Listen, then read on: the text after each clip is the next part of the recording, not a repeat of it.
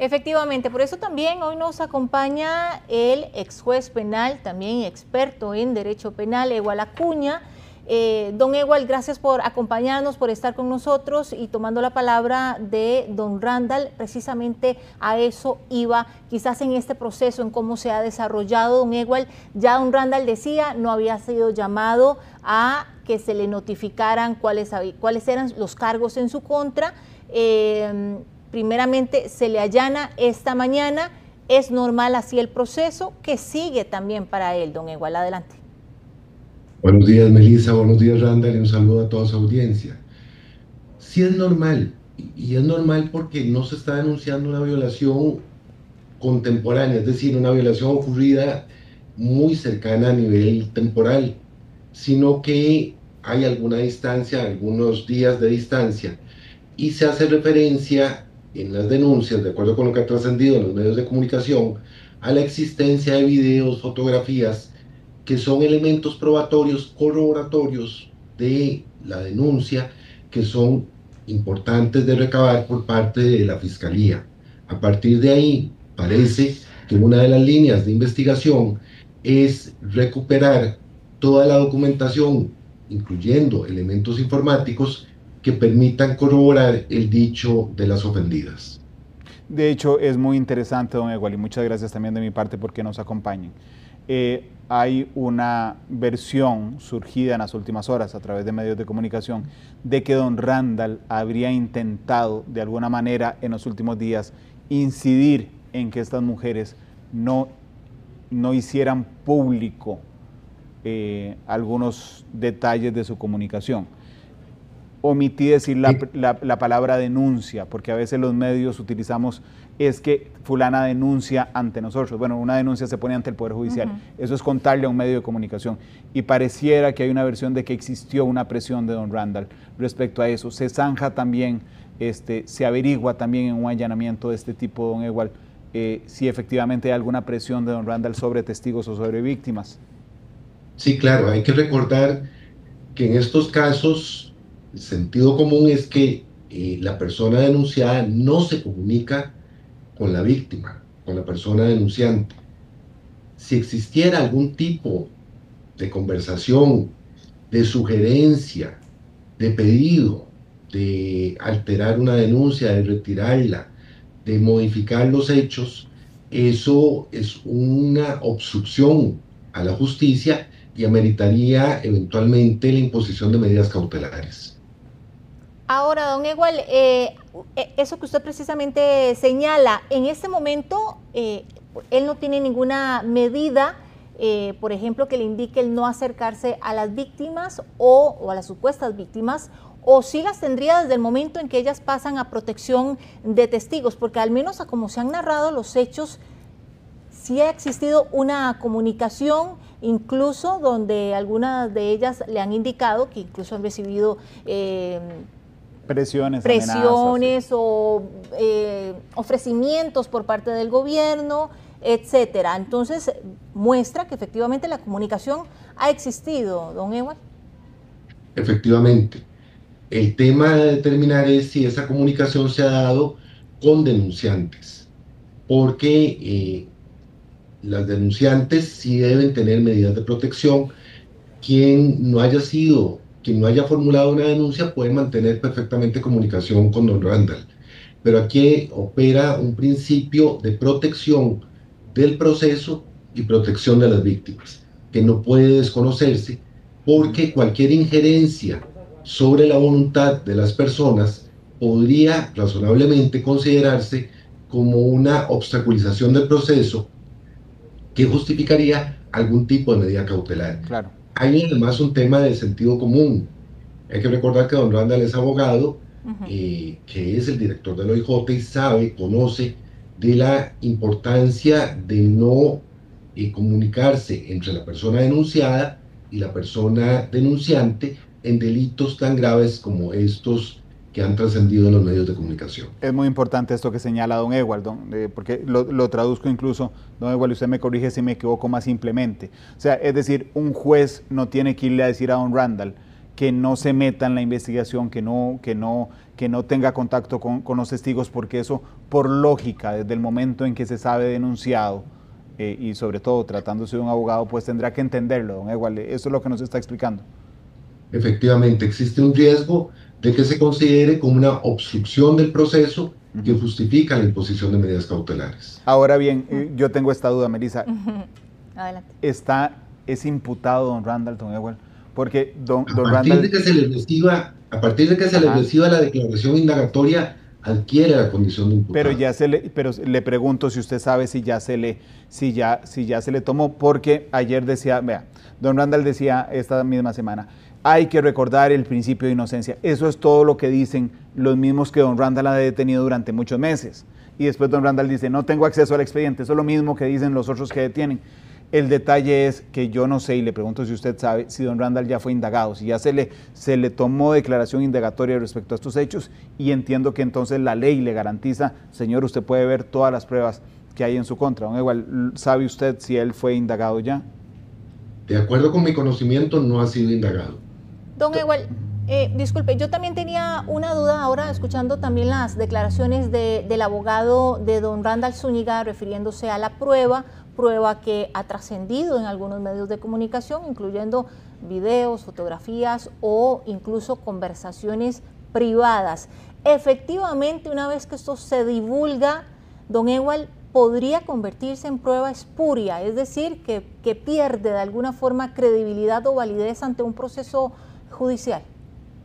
No. A ver, es prueba que deberá ser verificada, deberá ser analizada, de que no esté alterada, es lo que llamamos evidencia digital. Pero además, es razonable considerar que las denunciantes, cuando presentan la denuncia, aportan evidencia digital que habrá sido capturada por el Ministerio Público, y lo que garantiza absolutamente su legalidad. Yo siempre he pensado, Melissa y don Ewald, que eso es un albur que usan con nosotros los medios para decirnos, no, si vos publicás esa foto, la vas a echar a perder como prueba. Habrá casos específicos en que por alguna razón se tiene resguardada, pero creo que es más un albur. También pensaba esta mañana, don Ewald, cuando una mujer particularmente no va y presenta ante la corte una denuncia por violencia, sino que va al INAMU, donde no es una denuncia judicial, el INAMU siempre trata de convencer a cualquier persona que llegue ahí de que interponga una denuncia penal. Y en algunos casos ese convencimiento pasa porque la víctima está preocupada de qué va a pasar con sus hijos, qué pasa con su casa, qué pasa con el dinero, y el INAMU empieza a buscarle, digamos, un rompecabezas para que la persona se sienta suficientemente segura para ir a interponer una denuncia. Esto, por supuesto, es muy diferente a firmar una declaración o una denuncia ya hecha. ¿Cómo entendemos esta denuncia que hace don Randall Zúñiga al respecto y don Federico Campos, su abogado, de presiones de gente del INAMU para que pongan a algunas mujeres denuncias sobre este tema, don Ewald? Hay que entender que el INAMU busca la protección de las mujeres. Tiene dos brazos muy fuertes, el apoyo legal y el apoyo psicológico. En esa línea, por supuesto, el INAMU va a procurar que cualquier mujer ofendida por un delito de carácter sexual plantee la denuncia, pero además le puede suministrar, porque es precisamente una de las razones de su existencia, elementos por si necesita trasladarse a domicilio por razones de seguridad, buscarle soporte económico por si hay razones, digamos, económicas que hacen que la víctima no quiera plantear la denuncia, y eventualmente inclusive trasladar a las víctimas desde las oficinas del INAMU hasta la fiscalía donde corresponda poner la denuncia. Yo creo que hay que tener cuidado de no confundir el apoyo que el INAMU brinda institucionalmente con coacción, que es obligar a una persona a decir algo que no es cierto. Lo que Federico Campos nos dijo hace un ratito en declaraciones no es el apoyo normal, don Ewald, es coacción, preliminarmente, por supuesto. Es la apreciación de don Federico. Asumo que tiene información suficiente para realizar esa afirmación. Aquí, Melissa y don Ewald, estamos viendo dos procesos diferentes. Hay un proceso penal que intentará demostrar si don Randall cometió un delito o varios delitos relacionados con violación, y un proceso administrativo que lleva a la Corte Plena para determinar si don Randall es la persona adecuada para dirigir el OIJ, más allá de que haya cometido delitos o no delitos. En esa otra investigación, en ese otro proceso, don Ewald, ¿en qué se basa la Corte? ¿Qué tiene que ver para determinar si don Randall cumple el perfil de director del OIJ deseado, una persona intachable, una persona sin mancha, absolutamente transparente, cuando vemos algunos escándalos e información de don Randall, unos que podrían ser un delito y otros que podrían ser, digo, cuando menos una discusión moral sobre su comportamiento, don Ewald? Efectivamente, Randall. Yo agregaría a esos dos escenarios un tercero, el juicio mediático.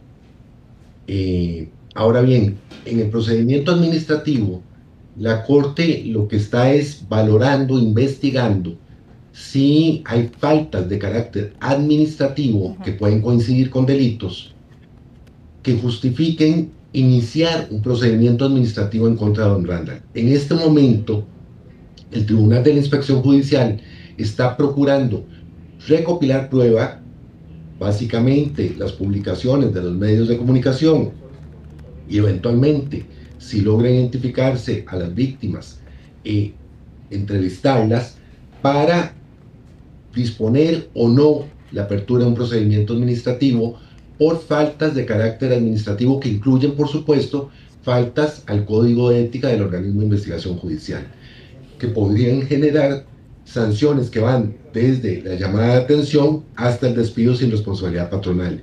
El juicio mediático es el más problemático porque es lo que está ocurriendo en los medios de comunicación, donde hay mucha sospecha, suposición, que está afectando indudablemente la imagen del organismo de investigación judicial. Hoy un medio de comunicación escrito señalaba que este juicio mediático precisamente hace muy difícil que don Randall permanezca como director del OIJ sin afectar la imagen. Ahora, don Ewald, basándonos al final, a pesar del juicio mediático o de opinión pública, basándonos en la presunción de inocencia que tenemos los costarricenses ante cualquier denuncia, podríamos creer, incluso conociendo los procesos, que podría resolverse primero el proceso administrativo que llevarían en la Corte Plena, definir si efectivamente hubo una falta al protocolo de ética o no, que considere que si debe seguir él como líder del organismo de investigación judicial, independientemente de si continúa un proceso a nivel judicial, don Ewald, o esto no podría coexistir. Pueden coexistir ambos procesos, son independientes y uno no impide que el otro continúe adelante.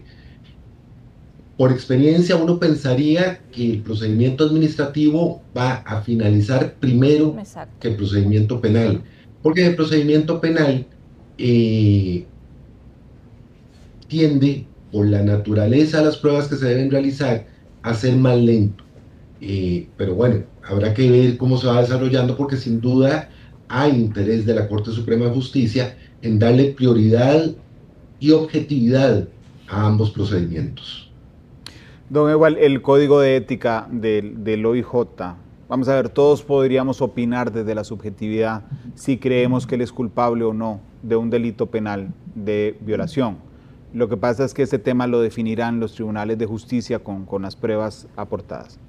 Pero desde el otro punto de vista, el Código de Ética del OIJ es muy claro. Su artículo 9 dice: los servidores y servidoras de la institución están obligados a guardar reserva sobre los asuntos y la información que conozcan por razón de su cargo, con el propósito de cautelar la investigación forense, así como la intimidad y la honra de las personas. Los y las agentes del ámbito policial deben actuar con discreción y prudencia para procurar la mayor reserva de su identidad, con las excepciones que la institución requiere y se estimen necesarias. He escuchado a algunas personas decir: bueno, pero es que los periodistas sí piden esa información. Es una naturaleza abiertamente diferente. Nosotros nos medimos por el interés público, no digamos para averiguar nosotros, para saber. en la relación de hechos que tenemos pareciera con mucha facilidad, más allá del tema penal, que sí existe un traslado de información sensible que podría violar, don Ewald, el artículo 9 del Código de Ética del OIJ. Yo le interrumpo. Efectivamente, Randall, yo coincido con usted. Sí. El sigilo durante toda la etapa de investigación es la regla de oro del proceso penal. Vea usted que cuando ustedes consultan por cualquier proceso que esté en fase de investigación, la respuesta típica es: no se puede brindar mayor información por el artículo 295 del Código Procesal Penal. Pero aquí no solo el Código Procesal Penal impide divulgar la información, sino que además lo impide el Código de Ética del OIJ, porque son las personas que tienen más cercanía con las primeras fases del proceso penal, que tienen conocimiento de hechos, personas, circunstancias que deben guardar confidencialidad absoluta. Pero además se presenta la eventualidad de que podría configurar el delito del artículo 203 del Código Penal, que es divulgación de secretos. Claro. Cuando un funcionario público conoce con ocasión de su cargo de hechos respecto a los cuales debe guardar secreto y los divulga, incurre en ese delito. Melissa, tenía una apreciación que le iba a interrumpir, Melissa. Sí, que digo, para aclarar también a nuestros televidentes, don Randall, y usted bien lo conoce, que también cuando muchas de estas informaciones, por ejemplo, los operativos, llega de pronto a los medios de comunicación, muchas de las veces no sabemos ni siquiera de qué se trata o a quién buscan o a quién se va a detener, no se conocen detalles hasta que claro, se desarrolla ese operativo y bueno, se informa también para que eso quede claro, precisamente porque la prioridad no es la divulgación de ese operativo, sino el éxito de ese allanamiento o de esa detención que se busca. Claro, Melissa, pero por ejemplo, si yo no trabajara aquí, yo no trabajo aquí, le escribo a un agente judicial dónde son los allanamientos de hoy, No. es en mi carácter de chismoso, es decir, quiero obtener la información para mí. Si yo ejerzo periodísticamente y pregunto, la lógica me conlleva a que lo que estoy preguntando tiene un interés público, que es lo que me justifica de alguna manera, según la jurisprudencia, acceder a esa información. Pero, Melissa y don Ewald, vean que claro el artículo 10 del Código del OIJ, que deja mucho la interpretación, pero me parece que en este está aplicado. Dice: los servidores y servidoras del OIJ deben tener plena conciencia de su responsabilidad por los actos que ejecuten tanto dentro como fuera de su labor, entendiendo siempre que las directrices éticas aquí establecidas resultan vinculantes para tutelar también la conducta en lo privado, el decoro requerido para el desempeño de la función judicial. De igual forma, por cuanto la institución debe ser una garantía de intolerancia contra los peligros de la corrupción, sus integrantes actuarán en todo momento con probidad y honradez, rechazando con vehemencia y denunciando toda acción o omisión que sea o que pueda conducir, ojo, a una conducta inmoral o corrupta que comprometa indebidamente su gestión o la imagen de la institución. Es decir, incluso si uno pudiera discutir la culpabilidad o no, hay una afectación, digo, innegable, me parece a mí, de la imagen del Poder Judicial, don Ewald. Efectivamente. Las circunstancias que se han dado a conocer, las evidencias que se han divulgado por medios de comunicación colectiva, colocan en una situación delicadísima, por decirlo menos, al director del OIJ y afectan, sin duda, la imagen del OIJ. Es que se trata del director general. Bueno, y es que así como se estableció que hay dos procesos independientes, podríamos decirlo, hay consecuencias también diferentes. Una que discutirá, que es la parte administrativa, si se mantiene en su cargo, y otra ya las consecuencias a nivel penal en caso de que se demuestre alguna culpabilidad. Don Ewald, ¿es así? Efectivamente. En uno habrá consecuencias penales en caso de que se formule una acusación y se condene, y en otro habrá consecuencias administrativas en caso de que se inicie un procedimiento. Hay que recordar que a nivel administrativo apenas está en investigación preliminar para determinar si existen elementos que justifiquen el inicio del procedimiento. Okay. Don Ewald, para finalizar el análisis, me queda una pregunta que me han repetido en la audiencia un montón de veces. La gente, un montón incluso de colegas, se han arrancado sus vestimentas metafóricamente, porque don Randall está suspendido con goce de salario. Entiendo, le pregunto, que no hay forma de hacerlo diferente en este proceso de una investigación administrativa, don Ewald. En un procedimiento administrativo la suspensión siempre va a ser con goce de salario. Diferente si se ordena la suspensión del ejercicio del cargo por un juez de la República, en cuyo caso esa suspensión es sin goce de salario. Ok, entonces en este momento del proceso sería imposible. En este momento es imposible, pero hay que recordar que don Randall en principio va a ser indagado el día de hoy y eventualmente podría la Fiscalía solicitar medidas cautelares. No lo sé, usted sabe, este caso ha sido tan raro, digo, no lo sé por lo que usted me dice, sino porque este caso ha sido tan raro que don Randall está en este instante en los tribunales de justicia, bueno, no ha llegado, va para allá, porque él va, o sea, porque él quiere ir a poner una denuncia. Sí, no porque fue llamado hasta donde sabemos, don Ewald, por parte de la Fiscalía para el acto indagatorio, don Ewald. No, en este caso ha habido fugas de información importantes. Vea usted que antes de que se hiciera público la existencia de la denuncia de violación, ya don Randall lo sabía. Eso... No solo eso, don Ewald, hubo denuncias, o sea, vamos a ver, hubo denuncias en medios antes de que existiera una denuncia penal. Efectivamente. Don Ewald, muchas gracias por acompañarnos. Con todo gusto y que tengan buena tarde. Gracias, son las 12 de la tarde con 31 minutos. Melissa, indudablemente hay un montón de información. Los números en este instante, la cantidad de gente que está conectada con nosotros, nos demuestra que hay cosas pendientes, importantes, que profesionales como don Ewald nos ayudan a explicarle a nuestra audiencia. Efectivamente, 12 con 31 minutos, vamos con información de última hora.